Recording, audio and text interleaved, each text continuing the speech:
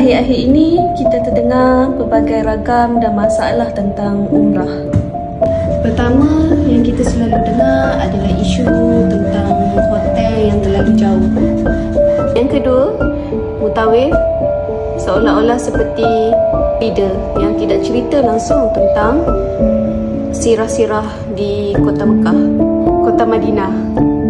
Ada pula tu yang menjanjikan hotel tapi tak dapat seperti janjikan. Jauh pula tu. Dan yang ketiga, transit lama pula menunggu. So, semua masalah tu dengan Al-Hijrah insya-Allah tak ada masalah dan ianya tak berlaku pun. So, jom terbang bersama Al-Hijrah Vacation.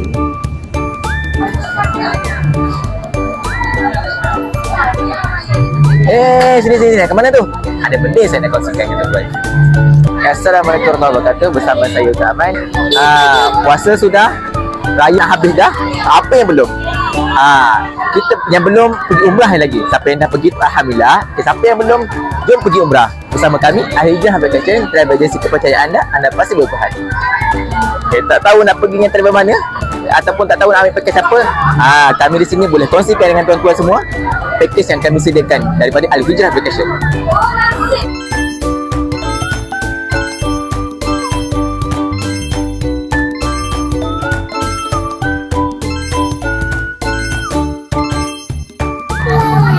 Anda semua tertanyakan, seronok tak pergi kami?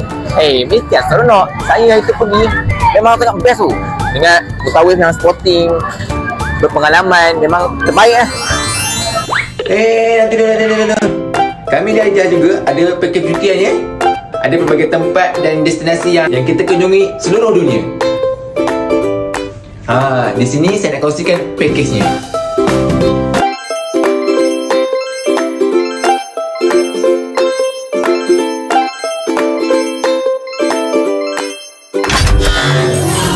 Kita bukan setakat ada package umrah, kita juga ada haji, badan umrah, akikah, korban dan juga package pelancongan ke seluruh dunia dan bermacam-macam lagi.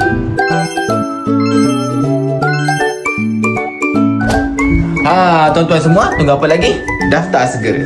Agensi kepercayaan anda pasti puas hati. Terbang bersama Al-Hijrah Vacation semestinya kami menyediakan receiver memudahkan ibadah anda. Paling penting, tak perlu terpinga-pinga mencari mana suara mutawif, sebab suara mutawif akan keluar di sini. Tunggu apa lagi tuan-tuan? Jomlah. Tunggu apa lagi? Daftar segera. Seat sangat-sangat terhad.